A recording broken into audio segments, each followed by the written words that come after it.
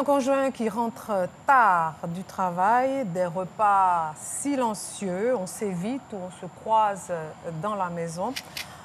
Résultat, on ne se parle plus dans le couple. C'est à se demander comment deux êtres qui ont choisi de s'aimer peuvent arriver à s'ignorer dans ce foyer tant recherché.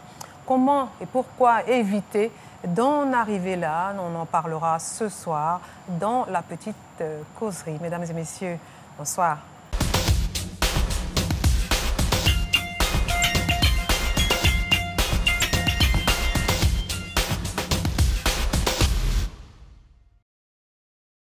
Bonsoir à tous et bienvenue sur ce plateau qui reçoit des invités de marque. Nous sommes à la petite causerie et il y a avec nous Monsieur Akele Bernard, il est informaticien. Bonsoir Monsieur Akele. Bonsoir Laurence. Vous allez bien? Oui, ça va très bien. À ses côtés, Madame Nina Kouadio. Bonsoir Nina. Bonsoir Laurence. Ça va? Toujours un réel plaisir d'être avec vous. Bonne arrivée. Monsieur Bli Marius, enseignant. Bonsoir, Monsieur Bli. Bonsoir, bonsoir. Et pour terminer, Madame Asson Guesson Bernadette, notre experte, notre psychologue, notre boussole. Ça fait beaucoup tout ça. Bonsoir. Bonsoir Laurence, c'est un réel plaisir d'être là. Merci, merci beaucoup. Aujourd'hui, on va échanger sur ces couples qui ne se parlent plus. On est dans la maison, mais on ne se parle plus. Vous savez de quoi je parle, hein? Oui. Un peu? Non, pas trop. Ça arrive. Bon, on peut bouder, mais il y a des fois où ça arrive à un stade où vraiment ça devient dangereux. Non? Nina? Bon, le mutisme dans un couple, il y a les nombreuses disputes. À un moment donné, quand on n'arrive plus à s'entendre, quand on n'arrive plus à s'écouter, quand on n'arrive plus à se mettre ensemble, échanger pour aller de l'avant, il y a toujours un qui décide d'être mutique. Voilà, je crois que ce sont les disputes et les incompréhensions répétées qui peuvent emmener un couple. Comment on peut arriver à ça, M. Bli? Nina l'a bien dit, elle a parlé du mutisme. Effectivement, quand on ne t'écoute plus, il faut se taire. Ah, toi aussi. Tu es dans un couple, on ne t'écoute plus, il faut se taire. Vous savez. Radical. Dans le... Oui. Ok, merci, bonsoir, on a fini, on va se coucher. Oui. Quand on ne t'écoute plus, il faut te taire. Parce que peut-être qu'on ne t'écoute pas, peut-être que tu ne proposes rien, c'est pourquoi on ne t'écoute pas. Ou peut-être que la personne qui doit t'écouter ne comprend pas ton message. À un moment donné, donc, tu vois que il faut se taire. Même se taire, c'est une solution. Oui, se taire, c'est une solution. Je préfère celui qui se tait à celui qui me frappe. Pour se faire entendre. L'alternative, c'est pas ou se taire ou frapper. Non. C'était même pas ça l'alternative. Mais je t'ai dit en deux mots, le moins du mal au moins, il s'est tué. Non, mais c'est pas le choix. Dans un couple, c'est pas Laurence, non. Oui, voilà, Nina. Ce que je voudrais ajouter, c'est que le mutisme dans un couple, c'est une erreur de penser que ce n'est pas une communication. C'est pas le manque, c'est une communication. C'est un message que celui qui a décidé de se taire veut véhiculer. C'est un message. Voilà, c'est aussi un message. Voilà. Maintenant, il faut savoir si c'est un bon message ou c'est un mauvais message. Je vous dis. Donc c'est est-ce que ça crée un fossé? Plus, ou est-ce que ça arrange les choses? Ou qu'on entend se rejoindre. Non, on ne se rejoint pas du tout. On n'est pas d'accord avec. Plus, il faut se taire. Non. Tout ce qu'on fait dans un couple est une communication. Elle peut être bonne ou mauvaise. Elle devient mauvaise quand cette communication n'est pas reçue par celui... Quand ça ne fait pas avancer les choses. Voilà. Quand ça ne construit pas le couple, ça devient mauvais. Donc, je disais tout à l'heure, quand on échange sur juste les enfants ou le boulot, c'est pas communiquer dans le couple. Le silence, c'est une forme de communication. Hein. Oui. Donc, on choisit de ne pas parler pour faire entendre le silence, le message. Et donc, comment est-ce que ce silence, le fait de se taire, de ne pas prononcer de mots, peut être ressenti par l'autre. C'est le ressenti de ce qu'on sait, du non-verbal qui peut donc amener des difficultés dans le foyer. Mais sinon, la communication, elle est là quand je parle et que je fais des gestes ou la mimique de mon visage, ou quand on a envie de gronder un enfant, on n'a pas besoin forcément de dire des mots, mais juste un regard bien fixé, bien envoyé. L'enfant comprend déjà ce que tu veux dire, donc il se range par rapport à ce qu'il est en train de faire. Donc la communication, elle est multiforme. Mais quand on choisit donc de ne plus communiquer ni verbalement, alors et qu'on se tait, qu'on se muse donc en statut, à ce moment-là, cela devient un problème parce que celui qui est en face ne sait pas ce qui se passe. Est-ce que c'est par rapport à moi, par rapport à quelque chose que j'ai fait ou que je n'ai pas fait pour lequel le silence s'est installé, ou bien est-ce que c'est un malaise que la personne ressent véritablement entendu, puisqu'on ne sait pas exactement de quoi il s'agit. Qu'est-ce que c'est? Pourquoi est-ce que mon partenaire ou ma partenaire en face décide tout d'un coup de ne pas prononcer? Quelles peuvent être donc les raisons de ce silence? Quelles peuvent être les raisons? Nina a dit des disputes répétées, l'infidélité, l'adultère, ou bien des secrets cachés, une trahison, quelque chose qu'on a eu du mal à supporter, peut rendre quelqu'un mutique. Monsieur Akele, quelle peut être une raison? Ça peut être aussi dû à sa nature. Il n'est pas bavard? Oui, il n'est pas bavard. C'est quelqu'un qui, peut-être dans son enfance, a été incompris, a été tout le temps incompris. Et donc, il a grandi avec. Et même quand il a des difficultés, quand il traverse certaines choses, il s'est dit, même s'il s'exprime, il ne sera pas compris. Donc, il peut faire garder silence. Ça peut être aussi une des raisons. Le plus souvent, c'est lié à l'incompréhension et la méconnaissance de la communication. Vous savez, ne pas savoir communiquer peut frustrer ou bien peut mettre à mal la communication. Soyez plus précis. Parce que là, vous êtes dans une grande théorie. Non. Quelles peuvent être les causes?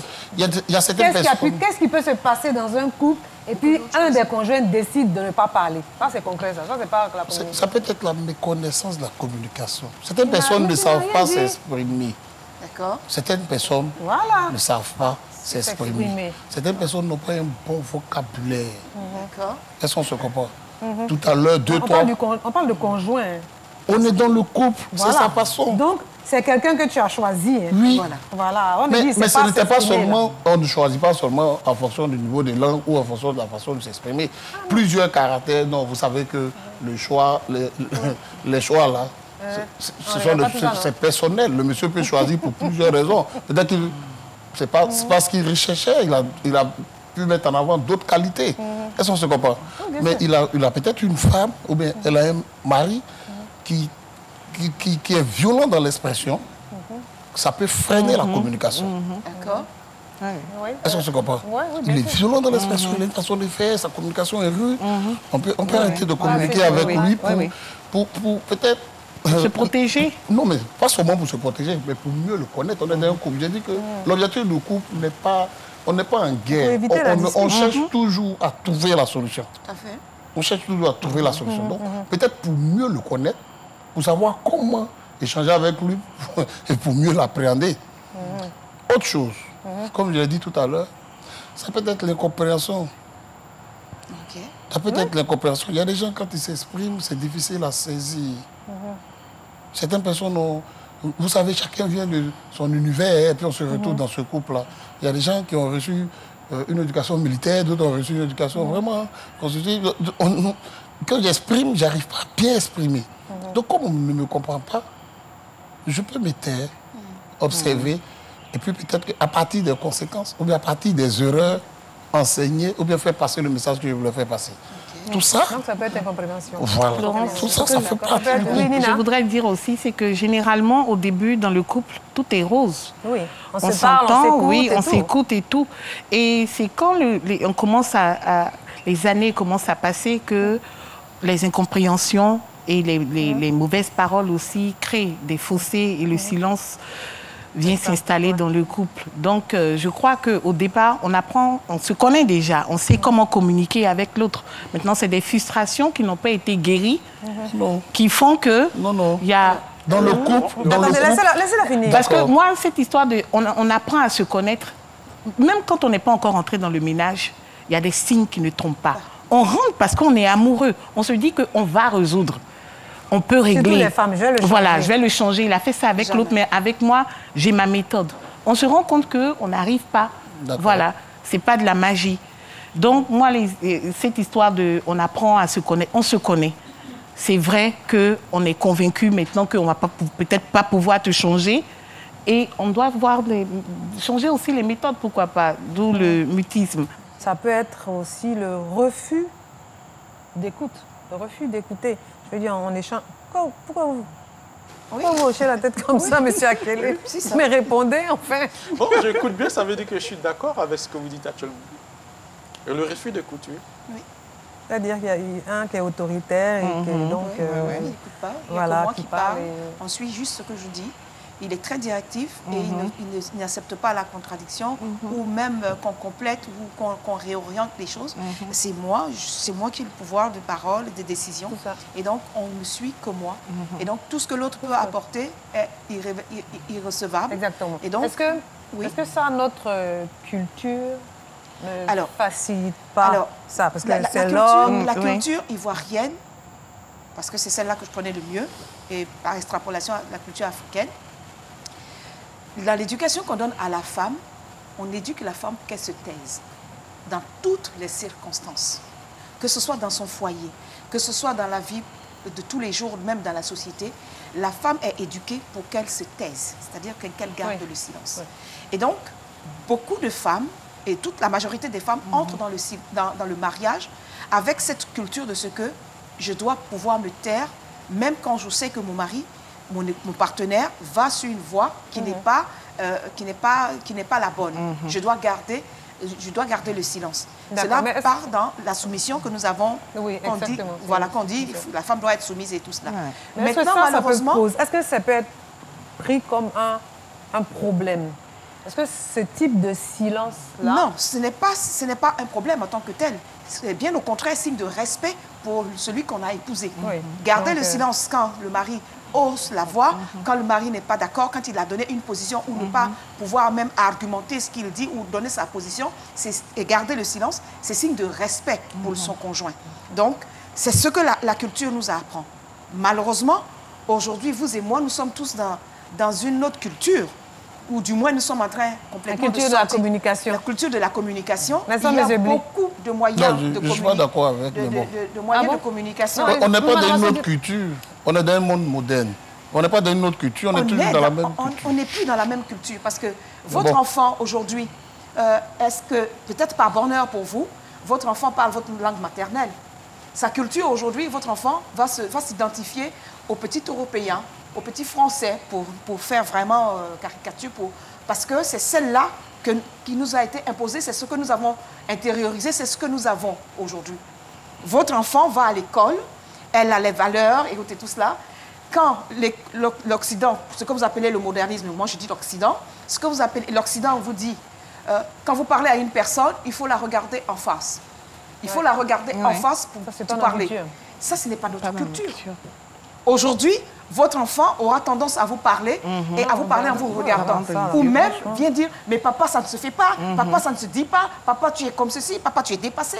Ce langage-là, c'est l'Occident qui nous l'a imposé et c'est la nouvelle culture dans laquelle nous sommes en train de patauger. C'est cela, quand je dis que nous ne sommes plus dans la même culture, parce que votre enfant n'osera pas dans la culture traditionnelle africaine que vous ayez donné une décision, que vous ayez demandé qu'il fasse telle chose. Et qu'il donne son avis. Et qu'il donne son avis. D'accord, revenons. Donc, ressaisissons-nous. Nous sommes dans cette nouvelle forme, dans cette mouvance où on parle de modernisme. Mais ça n'a rien à voir avec le modernisme. On met sous le vocable de modernisme toutes les dérives ou toutes les importations mal comprises que nous avons importées malheureusement. Non, il s'agit de... Ah si, véritablement. Il ne faut pas, même quand nous sommes dans cette civilisation en griffe, importée,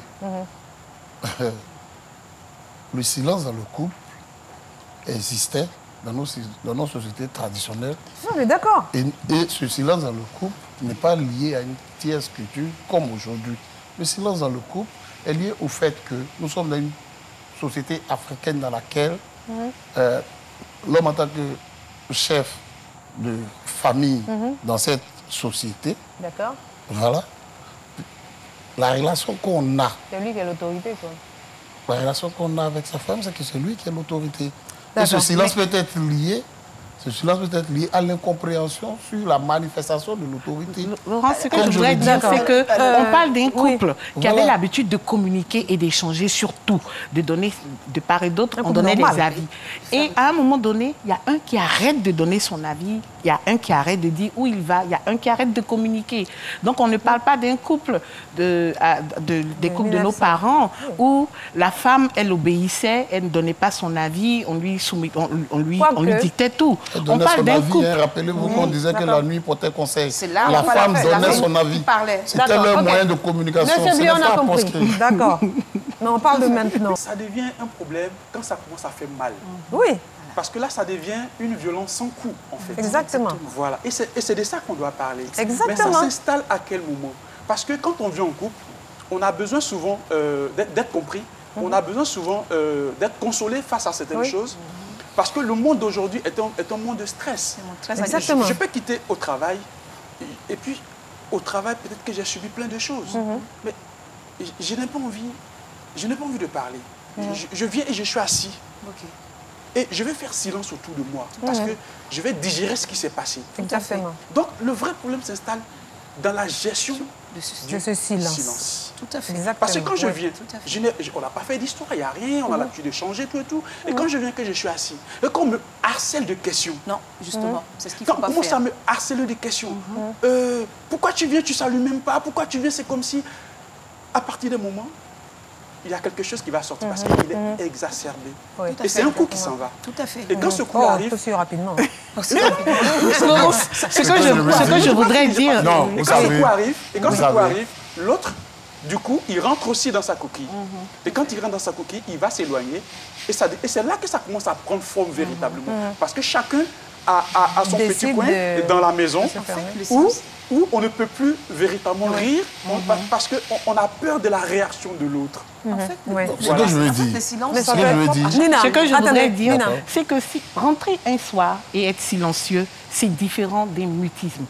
Le mutisme, c'est sur une longue période qu'on ne te parle plus. Voilà. Il sort. Est-ce que tu comptes rentrer maintenant? Tu pars où? La personne te laisse planter avec ses questions, avec tes questions. Là, il n'y a plus de communication. Sinon, un époux ou bien une épouse qui rentre un soir, qui est fatigué, ça se comprend. Mais quand ça devient un soir, 2 soirs, et que ça s'étale sur 1 mois, 2 mois, il y a un problème, il y a un souci. Voilà. Et le harcèlement des questions vient du mal que ça crée. La personne veut comprendre. Voilà, la personne veut comprendre. C'est une douleur quand on ne sait pas, la personne traduit en harcelant de questions. Attendez, c'est monsieur le Bli. cas extrême du mutisme. Oui. On n'est pas encore arrivé là-bas. Non, j'ai dit 1 mois, 2 mois. Sinon, il y a des couples qui font 3 ans, 5 ans sans s'adresser la parole. Le divorce n'est pas loin. Mais il y en a qui restent 2-3 mois dans le couple sans se parler. 5 ans. On arrive à ce stade, le divorce n'est plus loin. Le divorce n'est plus loin. Oui, mais c'est un problème. On ne parle pas du cas extrême. Oui. Le mutisme, ça peut arriver pour une période, et puis après, on essaie de... Non, là, c'est boudé. Ah non. Il ne faut pas qu'on confonde avec boudé. Non, c'est pas boudé. Boudé une semaine. Boudé aussi, c'est du mutisme. Quand on parle de silence, quand ça pose pas de problème, une longue période, ça pose pas de problème. Plus rien partagé. Attendez, si on parle en même temps, c'est qu'on ne comprend pas. D'accord. À moi, je n'ai pas bien compris le sujet. Moi, je ne suis pas d'accord. Boudé, ce n'est pas du mutisme. C'est du mutisme. Mutisme, c'est de ne plus rien partager. Parce que vous êtes d'accord avec moi que quand il y a un silence, il n'y a même plus, excusez-moi, de relations sexuelles, il n'y a plus de sexe. Il n'y a rien, on se touche plus, on ne se parle plus. C'est le cas extrême. Non, mais c'est de ça qu'il s'agit. C'est pas des cas extrêmes, parce que... Non, ce n'est pas des cas extrêmes. On parle de la crise, d'une crise dans le couple. Donc le fait de ne plus se parler, c'est quand on est en crise. C'est pas une fois en passant. Pour une petite période. Bouder, c'est pour une petite période. La crise, c'est... Et puis quand on boude, c'est parce que, par exemple, on sait que la personne va réagir. Et la personne réagit. Donc là, il y a la solution qui est là. Mais le mutisme, c'est quand on échange. Plus du tout. Est-ce que vous réalisez ce que ça veut dire le silence dans le couple? Le silence, c'est-à-dire... Le silence dans le couple, ça veut dire que l'autre n'existe plus. Voilà. Mais c'est pour ça que j'ai dit c'est le cas extrême. Mais c'est de ça qu'on parle. Mais il n'y a pas de solution, c'est le divorce. Non, le mutisme, c'est pas... Ça peut régler. Permettez-moi de vous dire que des personnes peuvent rester dans cette relation de mutisme pendant plus de 10 ans. Oui. Wow. Si, ça existe. Ça peut exister. Ça existe. Que des Ça personnes existe. existent, de ce que des personnes sont dans le mutisme, ne se parlent plus. Pendant 10 ans. Oui, pendant 10 ans. Chacun de son côté. Ce sont des cohabitants, ce ne sont pas des mariés. Mais juste pour préserver. N'oublions pas que nous vivons dans une société et qu'il est bien séant, il est bien vu qu'une femme soit mariée et qu'un homme soit marié. C'est respectable, ça en donne beaucoup d'avantages et autres et tout cela. Mais la personne souffre en souffrance, elle est dans sa souffrance depuis 5 ans, 10 ans, 15 ans, parfois même toute une vie. La personne est là, mais juste pour maintenir qu'à l'extérieur, quand je sors de ma maison, je suis l'homme marié, je suis la femme mariée. Exactement. Est-ce que vous comprenez cela? Et donc, ce dont nous sommes en train de parler, il s'agit véritablement des situations de crise véritable où les gens ne s'adressent plus la parole, où l'autre n'existe pas. Nous sommes devenus des cohabitants et chacun mène sa petite vie. Et voilà, on ne fait plus d'efforts pour le couple. J'ai eu affaire à un couple. Ils ne sont pas divorcés, mais chacun pouvait se permettre de venir dans la maison familiale, dans la maison familiale, dans le foyer, avec un autre partenaire et l'autre n'avait pas son mot à dire. Est-ce que vous comprenez jusqu'où oui, je comprends, mais moi, je ne voyais pas les choses comme ça. Je vous l'ai dit parce que pour moi, ça veut dire qu'il n'y a plus d'amour. Non, c'est fini, c'est terminé. Et pour moi, je suis pas d'un couple qui s'aime toujours. Et pour moi, si un couple s'aime toujours, il peut arriver que de façon cyclique, ces choses-là se produisent. Mais c'est pour ça que je parle du cas extrême. Parce que quand on arrive à ce stade, il n'y a plus d'amour, ce n'est plus un couple. Donc, moi, non, ce n'est plus un couple, mais pour l'extérieur... On ne peut pas parler de couple. Mais pour l'extérieur, ça reste un couple. Je parle du fait que deux personnes s'aiment, mais il y a des incompréhensions qui font qu'il arrive des moments où ils ne se parlent plus, ils gardent silence, chacun dans son coin, mais ils arrivent à surmonter ça. C'est pour ça qu'on va parler après, comment surmonter cela. Comment surmonter, absolument. Voilà, on va parler après, comment surmonter cela. Donc vous pensez ce que sont des choses cycliques qui peuvent arriver dans donc vous pensez que j'ai une masseur ici, vous parlez des gens qui vous... Mais quand on arrive à un stade où on ne sait pas pendant 10 ans, ce n'est plus un couple, ce n'est plus de l'amour. Donc voilà. Ah, comment ce n'est plus de l'amour? Ce n'est plus de l'amour. Il y a peut-être une personne qui souffre dedans. Oui, il y a une personne qui souffre dedans. Peut-être que l'autre a décidé ça et l'autre souffre, mais elle reste là. Est-ce que vous savez que dans la constitution des couples, il y a des couples véritablement pathologiques? Quand vous avez un bon couple pathologique, le sadomasochisme, ceux-là peuvent rester toute leur vie. Ils sont dans leur truc, chacun s'est trouvé comme il faut. Et ils vont rester dans cela, ils fonctionnent véritablement, ça marche pour eux. C'est le regard extérieur qui va dire, mais attention, mais ce couple est bizarre. Le monsieur, il marche avec sa femme, ils sortent ensemble, mais le monsieur est tout à fait à 1 kilomètre et ils disent qu'ils sont ensemble. Ou bien on les invite, on ne les verra jamais ensemble. Monsieur viendra tout seul, la femme viendra toute seule, mais chacun évolue de son côté, mais ils sont ensemble, mais ils ont trouvé, c'est un couple parfait, ils ont trouvé leur équilibre, ils vivent ainsi, mais c'est un couple pathologique. Moi, je connais un couple, ils ne se parlent pas, mais ils font des enfants. Et de beaux enfants. Ils sont souvent en conflit. C'est le mutisme, ils ne se parlent pas. Tout le monde sait, mais la nuit, on ne sait pas ce qui se passe. Mais ils se parlent la nuit. Ils se parlent la nuit et ils font des enfants. Et ils sont comme ça depuis des années. Monsieur Akele, pourquoi vous ne voulez pas qu'on parle des crises? Non, les crises peuvent exister dans un couple qui s'aime toujours. Un jour, il arrive où le monsieur, il ne parle plus.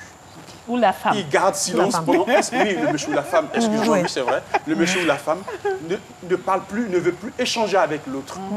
On se pose la question, pourquoi ça arrivé? Ça arrivé parce que, sur une certaine période, il a vu que échanger avec l'autre devient difficile. Parce que quoi?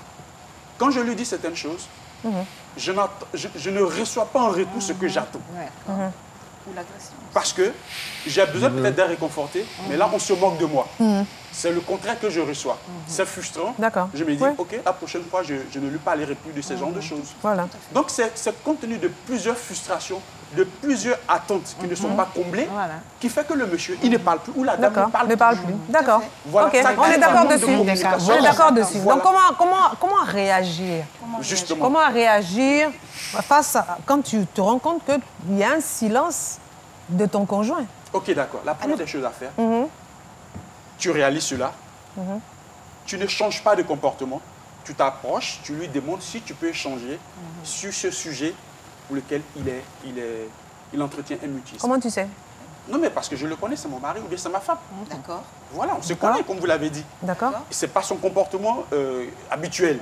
Et je réalise qu'il y a un mutisme qui est en train de s'installer. Si c'est ma femme, je l'approche, chérie, est-ce que j'ai constaté que tu n'es pas comme d'habitude. Est-ce qu'on peut parler de ce qui te tracasse ou bien est-ce qu'on peut parler de ce que tu as vécu? Qu'est-ce qui fait que tu es comme ça? S'il est réceptif, je dis bien, s'il est réceptif, alors je l'écoute. D'accord. Je l'écoute parce que je sais que c'est quelque chose qui lui fait mal, c'est pour ça qu'il ne parle pas. D'accord. Et donc, j'essaie de le soutenir dans ça. D'accord. Je l'encourage, je le fortifie.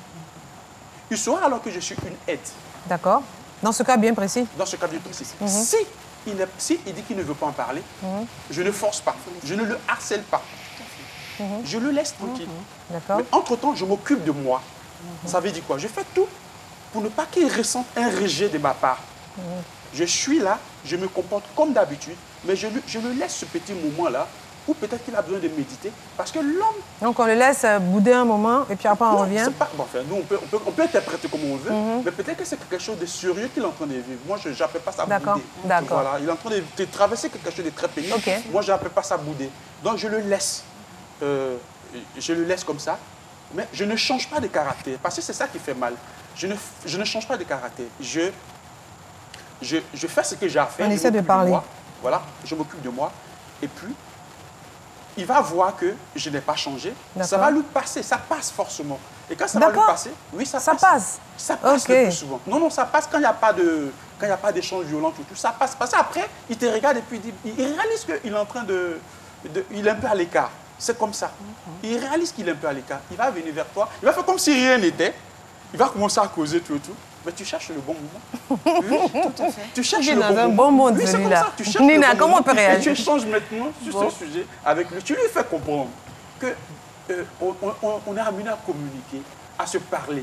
Et si ce genre de choses s'installent longtemps, ça va créer quelque chose qu'on ne pourra pas gérer. Oh, on est mariés, c'est pour la vie. D'accord. Et donc, s'il y a des choses qui te font mal, n'hésite pas à me parler. S'il y a des choses que tu attends de moi, dis-le-moi, exprime-toi. Parce que si tu ne t'exprimes pas, je ne peux pas savoir ce que tu penses.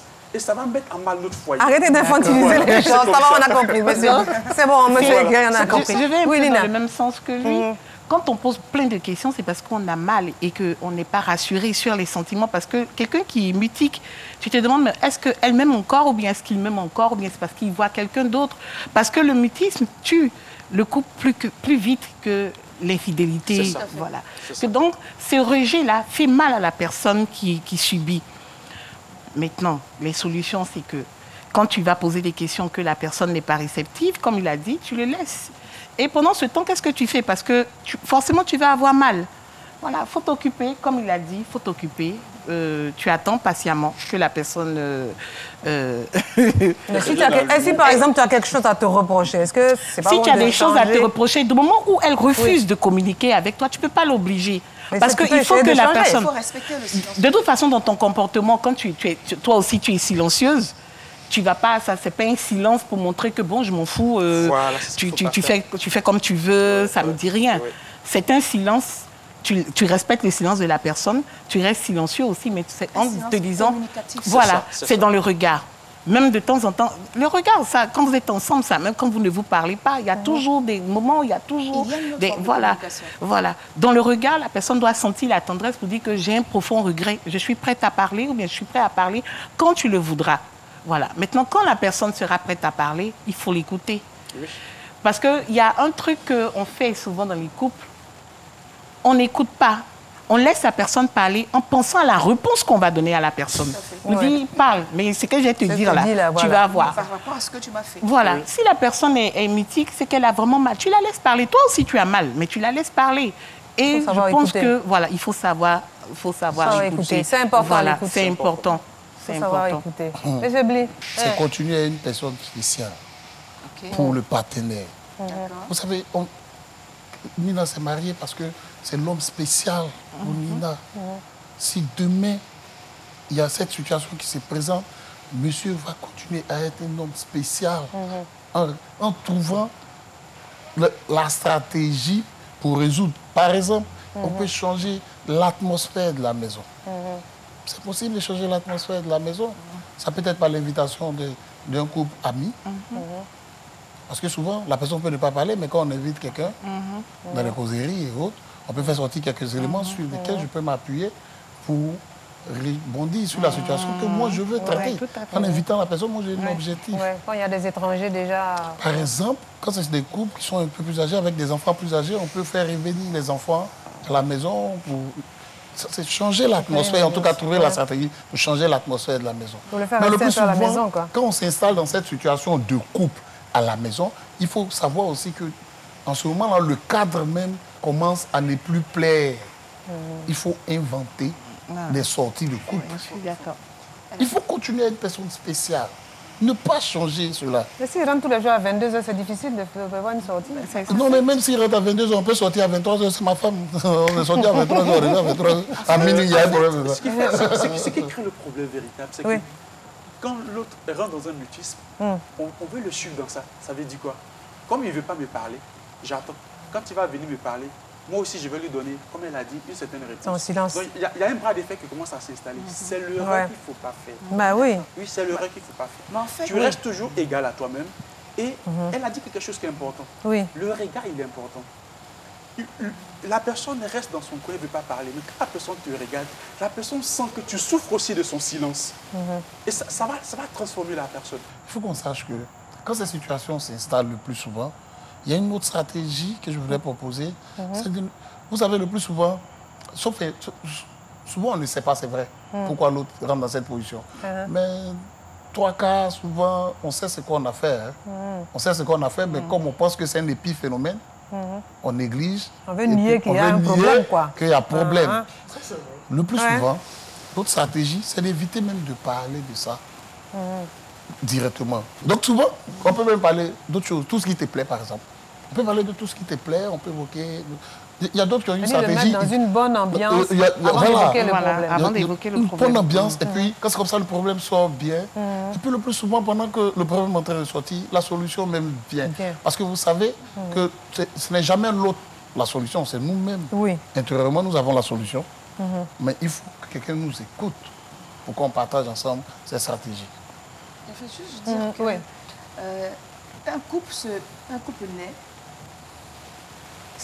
et se développe, grandit, comme un être humain naît, et puis passe par des crises successives pour grandir jusqu'à la mort. C'est exactement le même processus pour le couple. Un couple naît un jour, traverse des crises successives, et puis finalement, elle arrive au bout. Par le bout, c'est l'un des conjoints est parti. D'accord? Les crises successives qu'on traverse dans le couple aident à construire et à bien construire le couple dans lequel on est. Il ne faut pas laisser cette chose creuser le partenaire au point de l'amener à. D'accord? Donc, les choses, quand quelqu'un en arrive au mutisme, on a évoqué toutes les raisons. Je ne suis pas compris, je veux me protéger. En fait, toutes les raisons sont là. Mais selon la raison pour laquelle ce mutisme s'est installé, généralement, on est au courant. Mais le mutisme ne veut pas forcément dire qu'il y a forcément quelque chose que l'autre a fait. Je peux choisir, à un moment donné, de m'écouter moi-même. C'est ça. Mais quand on est dans un couple et qu'on choisit de s'écouter, il faut que le partenaire en face sache que, dans ma personnalité, j'aime à me retirer un moment pour être avec moi-même. Parce que être avec soi-même permet de rapporter des ressources pour la vie du couple. Pour la vie du couple. Donc connaître son conjoint. Il faut véritablement laisser le temps à l'autre de pouvoir se ressourcer, donc avoir des moments de silence, de véritable silence, pour se ressourcer et revenir avec beaucoup plus de ressources dans la vie du couple. Et la formule magique, c'est que, me connaissant, quand j'ai besoin d'être dans le silence, qu'est-ce que je veux que le partenaire en fasse pour moi? Ce sont des choses qu'on dit dès le départ. On ne reste pas pour commencer à rentrer dans le mutisme et puis chercher maintenant les voies et moyens pour régler le problème du mutisme. À mon ami, tu sais, il y a des moments où, véritablement, j'ai envie de rester toute seule ou tout seul pour revenir à moi, pour faire le point par rapport à un certain nombre de choses que je fais, pour revenir. Ça, le partenaire le sait. Et donc, quand le moment arrive qu'on commence à rentrer dans le mutisme, on peut même plaisanter avec ça. Mon ami, ma période de silence est arrivée. Je commence à saturer, donc je pense que je vais certainement me retirer. Ça participe de la vie du couple. Donc le couple s'est construit comment? C'est ce que nous disons depuis toujours, que construire un couple, on ne se marie pas pour divorcer, quelqu'un l'a dit. C'est pour la vie. Et donc, quelque chose qu'on construit pour la vie, et donc qui est notre vie que nous allons construire avec une autre personne, il faut que la base soit véritablement saine. La sainteté du couple, de la vie du couple, c'est au départ, on s'est tout dit. Et on sait sur quoi on part. On se connaît. On se connaît véritablement. Quoique se connaître. On ne finit pas. On ne finit pas de connaître un individu. On ne finit pas d'apprendre à se connaître. Une situation inattendue peut complètement modifier le vécu et la réaction. Même les crises, je veux dire, quand tu as besoin de ce silence-là, peut-être que la première fois que tu auras ce besoin, il ne saura pas. Donc, il va mal réagir, mais la deuxième crise, il saura. Voilà, c'est comme ça. Quand c'est comme ça, c'est qu'elle a... Exactement. Donc, des situations peuvent complètement venir changer l'être humain profondément. Nous avons vécu l'inondation. L'inondation a ruiné la vie de personnes qui étaient à la retraite, qui se disaient, j'ai fait ma maison pour ma retraite et mes enfants sont partis et autres et tout cela. À la retraite, les ressources sont minimes. Et voilà, l'inondation arrive, elle enlève tout. Il faut reprendre tout à zéro. Avec quelles ressources? On n'a plus la force physique. Je parle de personnes retraitées. Et donc, ça peut changer profondément une personne qui peut rentrer en dépression, en plein de choses et autres et tout cela. Dans ces conditions-là, le couple commence à se reconstruire là. Parce que quelque chose a été complètement détruit. On repart sur de nouvelles bases. On se parle, on redéfinit les choses et on repart à nouveau. On revient vraiment important, cette communication. Cette communication et de faire respecter. Face à mon silence, qu'est-ce que je veux que l'autre fasse pour moi? C'est alors, dans le silence de l'autre, je fais ce que je voudrais que l'autre fasse pour moi. Je respecte son silence. Je respecte son silence et je l'aide dans son silence. L'aider, c'est dans les petits gestes. Faire aux autres ce que tu veux qu'on te fasse. Exactement. C'est dans les petits gestes. Mais ça peut être un bon petit repas. Ces personnes-là même ne sont pas violentes dans leur réaction. Elles te font comprendre qu'il y a de l'affection, mais j'ai envie de me retrouver. C'est différent des autres mutismes. C'est comme toi que j'en ai. Voilà, c'est tout. Voilà. Je te pose des questions, je ne sais pas à quel moment je vais rentrer. Et tout ça, tu sais que c'est contre toi, c'est pour te faire mal, c'est pour t'anéantir, c'est pour te blesser. Donc, ce type même de silence même est à respecter. Voilà, parce que c'est constructif. C'est constructif. Toi-même, ça te permet aussi de faire comme ton époux, ton épouse, de te retrouver avec toi-même aussi, de savoir à quel stade de ta vie tu es. Exactement. Voilà. Ce que tu dis est vrai. Quand on est dans le couple, on va être face à cette crise. Sauf que personne ne se prépare à cette crise. Personne. Et comme on ne réussit pas à résoudre pour nous-mêmes, donc on ne sait même pas comment résoudre les autres. Oui, parce que le plus souvent, ce n'est pas résoudre pour nous-mêmes. Bon, ça c'est notre... Bon, ça fait que tu ne te connais pas. Je veux dire, tu dois quand même savoir que tu as vraiment besoin de prendre un peu de recul. Certaines personnes, comme on le dit, voilà. Donc, quand tu réussis ça, tu cherches maintenant à résoudre pour l'autre. Mais là encore, il faut comprendre, comme elle a dit, quand souvent c'est aigu, quand c'est un mutisme vraiment méchant pour t'atteindre. Voilà. C'est une arme. Le mutisme devient une arme. Oui. Contre l'autre. Vous savez, dans le couple, comme on l'a dit, au fur et à mesure qu'on marche, on peut faire des erreurs. Au fur et à mesure qu'on fait des erreurs, on ne sait pas qu'est-ce qui fuse. Moi, je vous dis, tu peux faire le meilleur repas du monde, mais si ce n'est pas pour un repas que je suis avec toi, bon, tout à fait. Le repas n'est pas spécial pour moi. Il faut connaître son partenaire. Quand tu connais son partenaire, donc ça, c'est le premier conseil, vraiment. Connaître son partenaire. Il faut connaître son partenaire. Connaître son partenaire. Et le partenaire n'a pas besoin forcément de dire « je suis en train de traverser un moment difficile ». Connaître son conjoint, je suis d'accord qu'on parle de base, mais ce n'est pas seulement la base. Connaître son conjoint, c'est au fur et à mesure. Mais bien sûr. Les éléments de la base, c'est bon, mais à côté de ça, les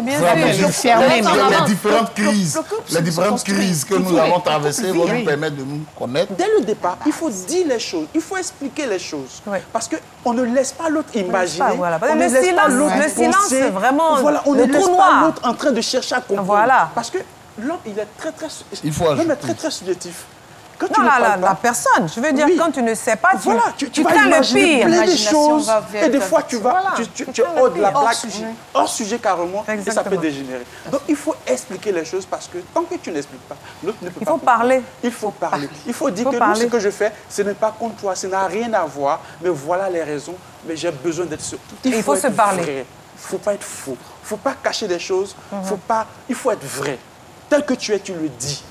Et l'autre, il apprend ici à te connaître. Et quand il y a des actes... Dites ça plus fort. Il faut être vrai. Il faut être vrai. Dites ça plus fort. Il faut être vrai. Il faut dire les choses telles qu'elles sont. Pour plaire. Voilà. Ça, non, il ne faut pas être faux. Il faut être vrai. Il faut dire les choses telles qu'elles sont. Si elle t'aime, dans la construction même de la relation, il y a même qui sont faux pour... On se met des manteaux. Quand tu vas cacher, parce que tu veux paraître... Tu veux te donner une image.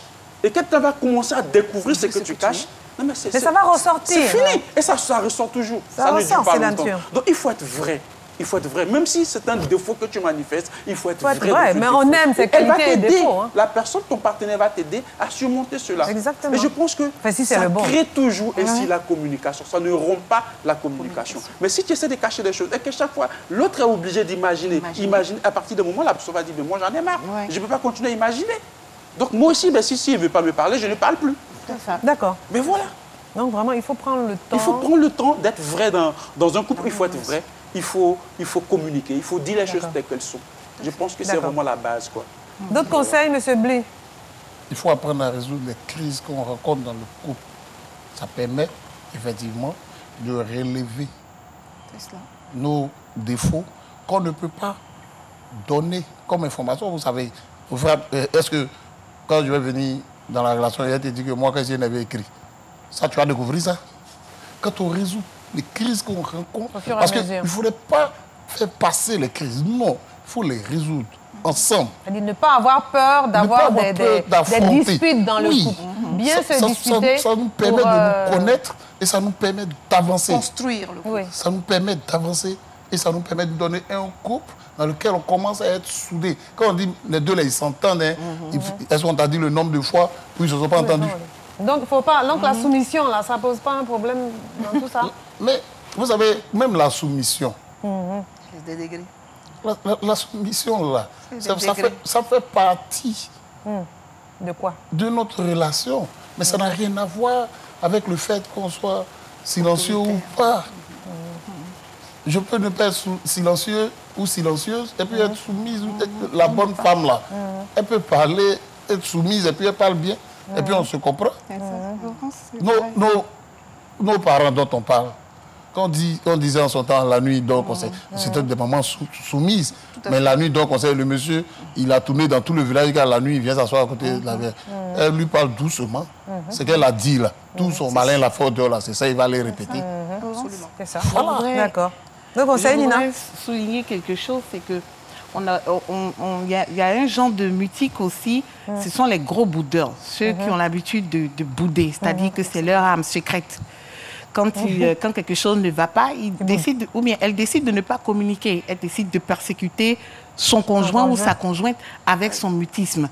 Ceux-là, ce ne sont pas des gens qui sont de bonne foi. Et pour solution, pour des personnes comme ça, c'est de faire comme eux.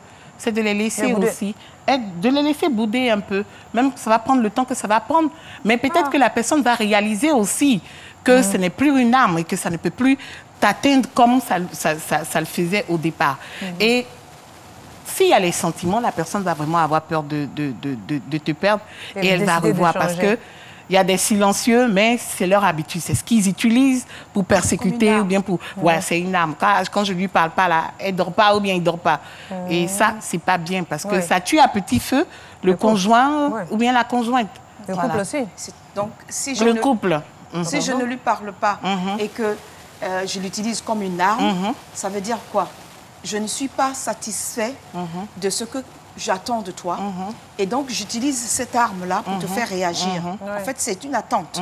Et donc, faut essayer de comprendre. Quand cette personne a cette façon de réagir ou de se mettre dans son mutisme pour attendre la résolution de quelque chose, c'est de prendre note.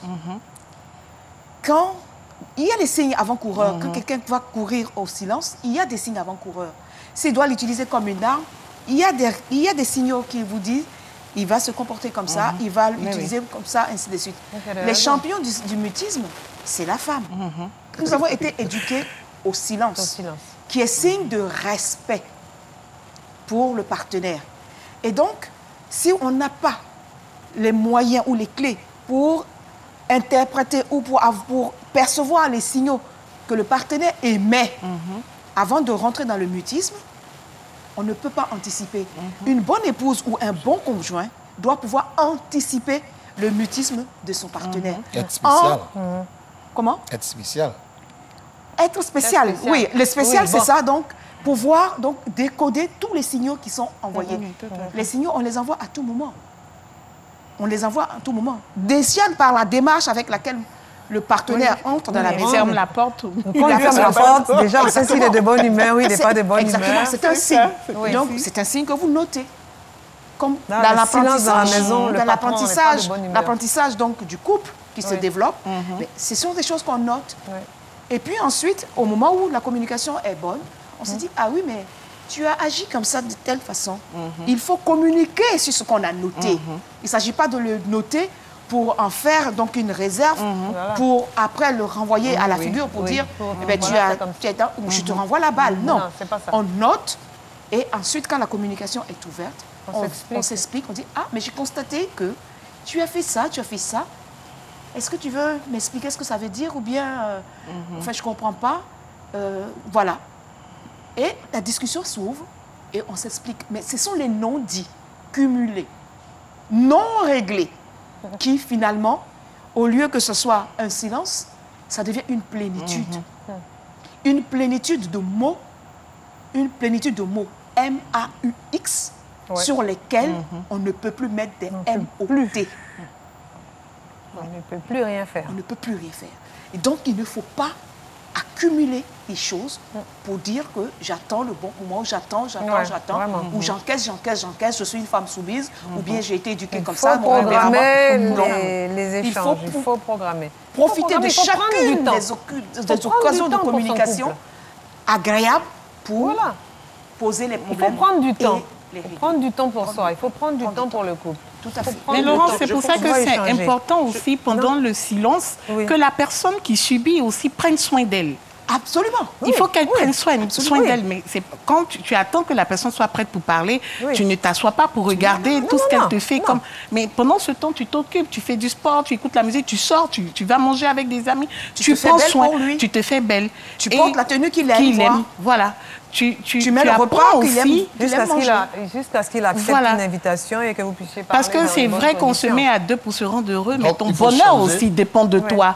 Tu ne vas pas confier ton bonheur à quelqu'un. Voilà, ton bonheur aussi dépend de toi. Tant que l'atmosphère est telle, la situation reste. Et comme je disais, donc il faut vraiment, comme je disais, je pense qu'aussi un couple qui est conscient que le multiple c'est un danger doit pouvoir se donner le temps, peut-être de façon périodique. Peut être un danger. Peut être un danger. Il faut qu'on puisse identifier les bons silences et les mauvais silences. Oui, c'est ça. Peut être un danger.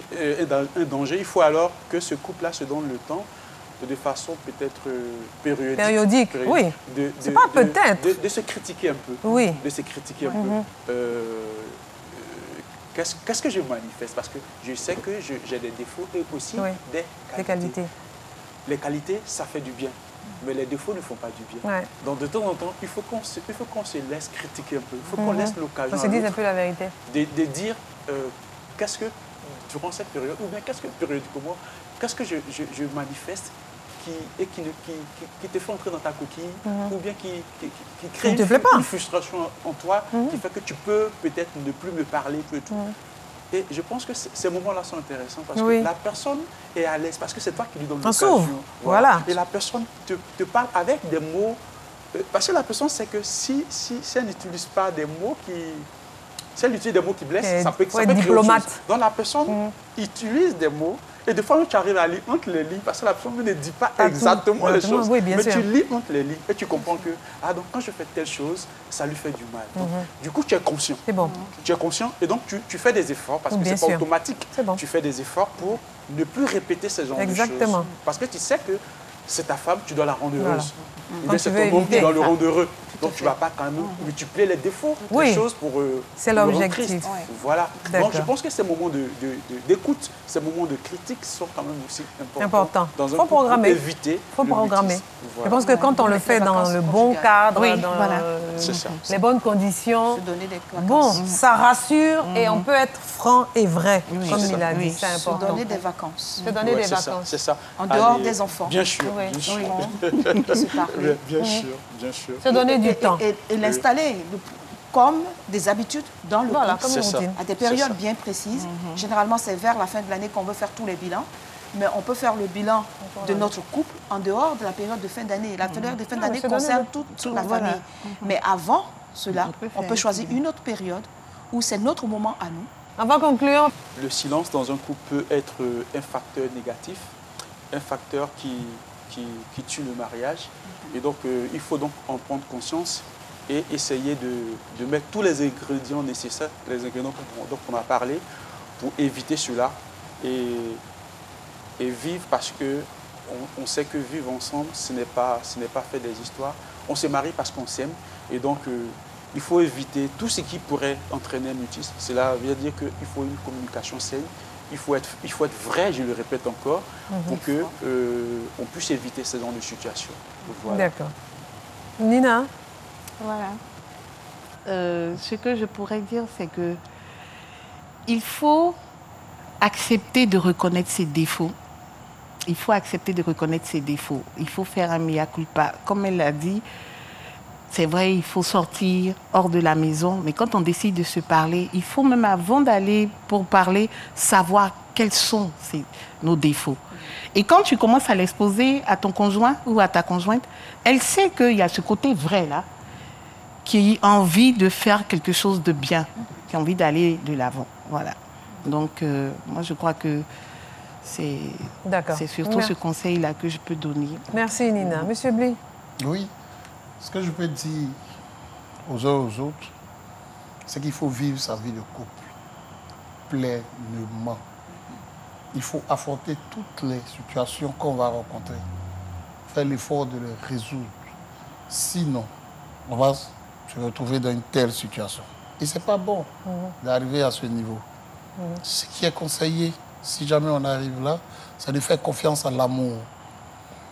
Parce que quand on rentre en couple, quand on a commencé notre relation, on a commencé avec l'amour. Et si aujourd'hui il y a une crise, vous faites confiance à l'amour. Et chers partenaires, faites confiance à votre partenaire. Monsieur, faites confiance à madame. Madame, faites confiance à monsieur. Et puis on s'assoit et on échange sur toutes les situations. Et comme ce qui est sûr, c'est que nous aurons une relation dans laquelle nous allons rencontrer des crises, dans laquelle nous allons rencontrer des silences. Il faut qu'on fasse l'effort de surmonter tout cela, de trouver le juste milieu. Il n'y a pas de situation standard. Nous avons évoqué tout ce que nous pouvons évoquer, mais à toi de connaître effectivement ta femme ou ton mari pour trouver la solution. Parce que le couple que vous avez décidé de créer a un seul objectif, c'est de réussir. Vous n'êtes pas rentré dans un couple pour échouer. Vous ne devez pas échouer parce que ce n'est pas votre mission. D'accord. Merci, Monsieur Bly.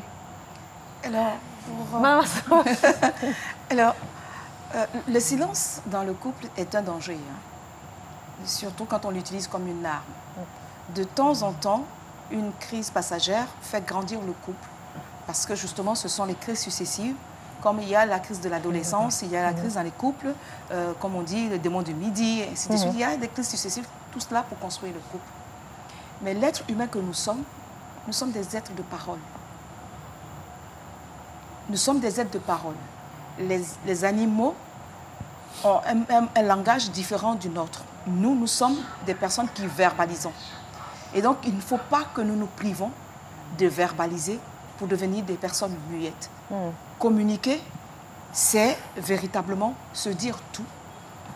Pouvoir mettre les mots M-O-T sur tous les mots qui peuvent passer à mon niveau, personnellement, au niveau du couple, au niveau du partenaire, au niveau des enfants, du foyer que nous avons constitué, pour rompre définitivement avec le silence.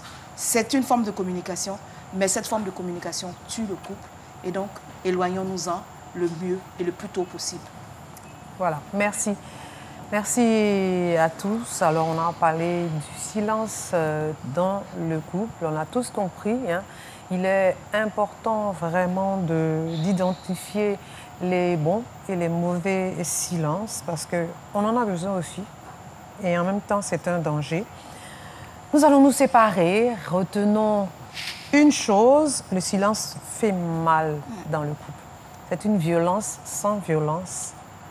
Donc, il est préférable de mieux se parler pour se connaître dans le couple et arriver à ne plus avoir besoin de se parler pour se comprendre. Si on a fait ce chemin-là, je pense que le couple a de bonnes chances de perdurer. Je vous le souhaite en tout cas. Passez une bonne soirée. On se retrouve très bientôt. Au revoir.